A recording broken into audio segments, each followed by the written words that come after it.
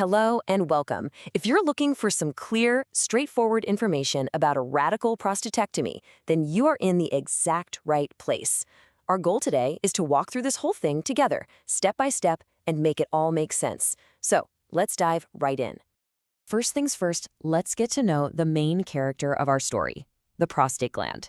It's a small but really important part of the male reproductive system, and it sits right at this critical intersection where sexual and urinary functions meet. And when I say small, I mean it. It's only about the size of a walnut.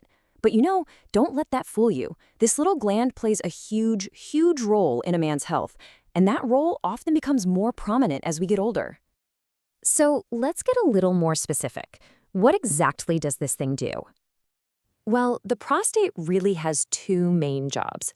Job number one is reproductive. It makes a fluid that becomes part of semen, and it helps push everything out during ejaculation. Its second job has to do with urination. You see, it wraps around the urethra. That's the tube that carries urine out of the body. So its size and health have a direct impact on urine flow. Okay, so that brings us to the big question. What are the medical reasons a doctor might say, hey, we should consider this surgery?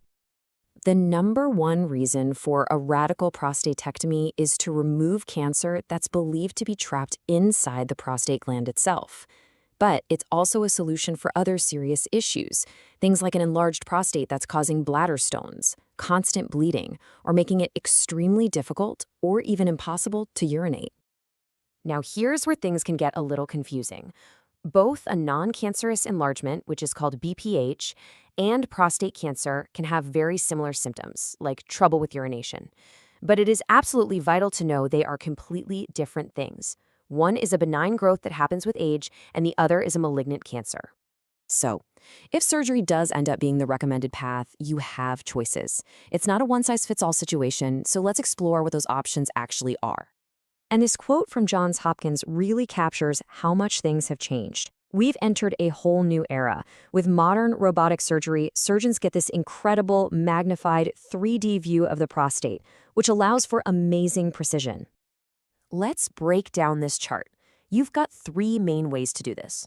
First is the traditional retropubic approach, with one incision in the lower abdomen. It's still the most common. Then you have the laparoscopic or robotic approach. This uses several small cuts, and the big advantages are often less pain and a quicker recovery.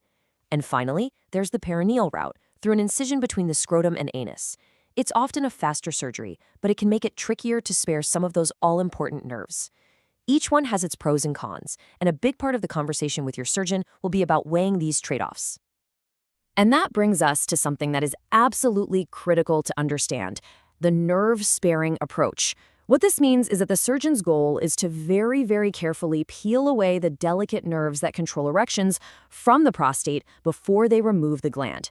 This technique is everything when it comes to preserving sexual function after the surgery. So, knowing the options is one thing, but what's the day itself actually like? What can you expect when you walk into the hospital? Let's walk through that journey. You can really think of the day in four main stages. It all starts with pre-op, where you'll sign forms and meet the whole team. Then comes the anesthesia, which makes sure you're totally comfortable and pain-free. After that is the operation itself. And finally, you'll be taken to a post-anesthesia care unit, where a team will watch you closely as you start to wake up. And in that recovery room, the team has one job and one job only, focusing on you and your stability. They'll be keeping a really close eye on all your vital signs, your heart rate, your blood pressure, making sure everything is heading in the right direction. Okay, an important part of the immediate recovery is the urinary catheter. It's necessary to help your bladder heal properly. Now, it typically stays in for about 1 to 3 weeks after you go home, and don't worry, you will get full instructions on how to manage it. So once that catheter is out, a whole new phase of the journey begins. And that brings us to our final and probably most important section. What is life actually like after the surgery? What can you expect for the long term? And this, of course, is the question that's on everybody's mind. So let's just be open and honest and take a look at the potential risks and side effects. So the first big one is urinary incontinence, leaking urine. This can be really tough, especially right after the surgery. But the key thing to hold on to here is that for most men, it gets much, much better over time, with major improvements often seen over the course of that first year.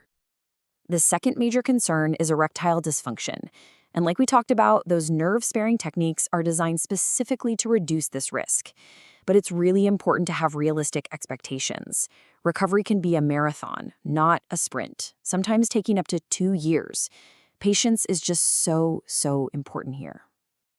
There are a few other potential outcomes to know about. The first is sterility. Since the prostate's fluid is no longer there, any orgasm is what they call dry. Then there's something called lymphedema, which is a rare type of swelling that can occur if lymph nodes were also removed. And finally, a small percentage of men might notice a change in penis length. Once you're back home, you become the most important player in your own recovery. The focus really shifts to these simple but critical tasks: keeping the incision site clean, slowly getting back to your normal activities, and this is the big one, following your doctor's instructions to the letter. So, we've covered the what, the why, and the how of a radical prostatectomy. You now have a really solid base of knowledge to work from. So the final thought we want to leave you with is this.